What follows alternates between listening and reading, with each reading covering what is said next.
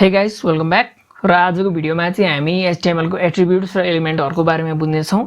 यो भन्दा अगाडिको भिडियोमा चाहिँ हामीले यो बेसिक स्ट्रक्चर हेरेका थियौं। Duck type HTML tag, head tag, title साथै बडी ट्याग।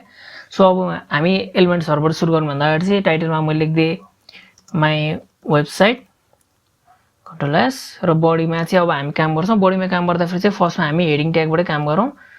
सो h1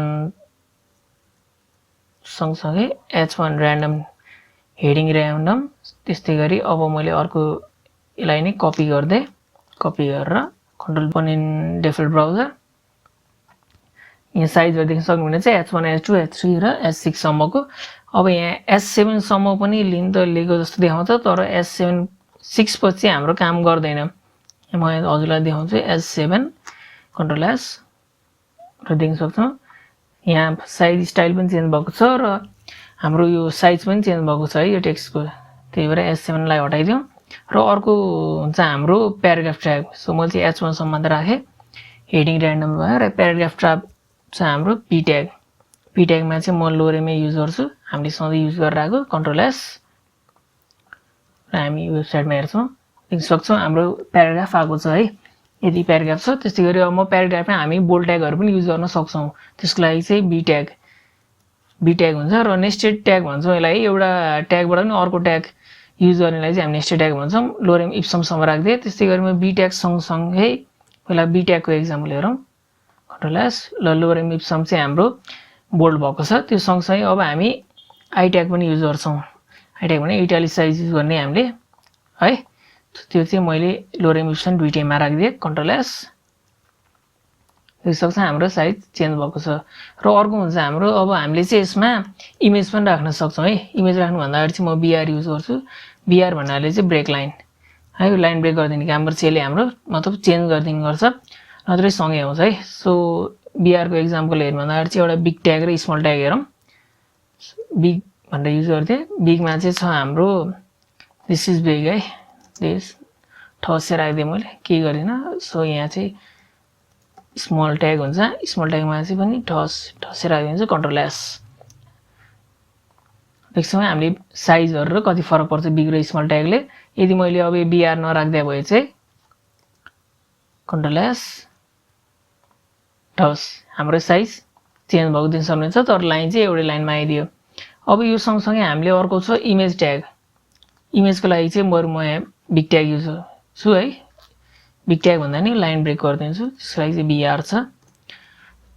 अब इमेज युज गर्नको लागि चाहिँ img src अनि हाम्रो इमेजको नाम के हो bg.png छ मेरोमा चाहिँ र म कन्ट्रोल S गरेर रन गरिदिन्छु। हाम्रो इमेज आउँदा तर एकदम ठुलो आयो है। अब हाम्रो साइजसँग मिलेन त्यही भएर म चाहिँ यहाँ अर्को एट्रिब्युट्सहरु हाल्छु। त्यसको नाम हाइट चाहिँ हाम्रो छ 50 पिक्सल्स र त्यस्तै गरी चाहिँ हाम्रो वेट पनि छ मेरो 50 px कन्ट्रोल S यहाँ हाम्रो इमेज आएको छ है। त्यस्तै गरी अब हामीले यहाँ लिंकहरु पनि राख्न सक्छौं। मैले चाहिँ इमेजलाई माथि राख्दिए टपमा राख्दिदा फेरि चाहिँ हाम्रो हेडिङ र्यान्डमको माथि आउने भयो कन्ट्रोल S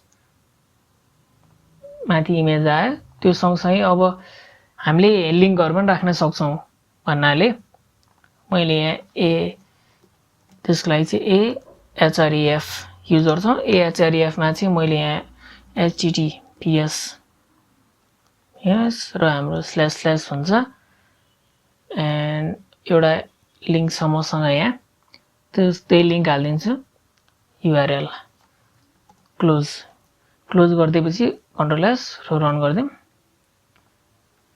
हाम्रो यो ट्यागले काम गरेन। काम नगर्दा फेरि चाहिँ यो ग्रीन हुनु पर्ने थियो काम गरेन है त। हाम्रो अघि href के किन काम नगरेको भने यहाँ स्पेस भएको कारणले हाम्रो काम गरेन है त। हामीले स्पेस राख्नु हुँदैन थियो। यिनीहरु एकदम सेन्सिटिभ हुन्छन् HTML मा कुनै केसहरु चाहिँ है। सो href मा चाहिँ छ मैले अघि बनाएर राखेको https चाहिँ हामीले लेख्नै पर्छ नत्र हाम्रो लोड हुँदैन र मैले यहाँ एउटा कपी गरेर राखे चाहिँ so you can see short url र मैले क्लोज गरिदिए कन्ट्रोल S क्यान सी हाम्रो अघि रन भएको थिएन तर केही पनि आएन किनभने हाम्रो केही पनि छैन है त।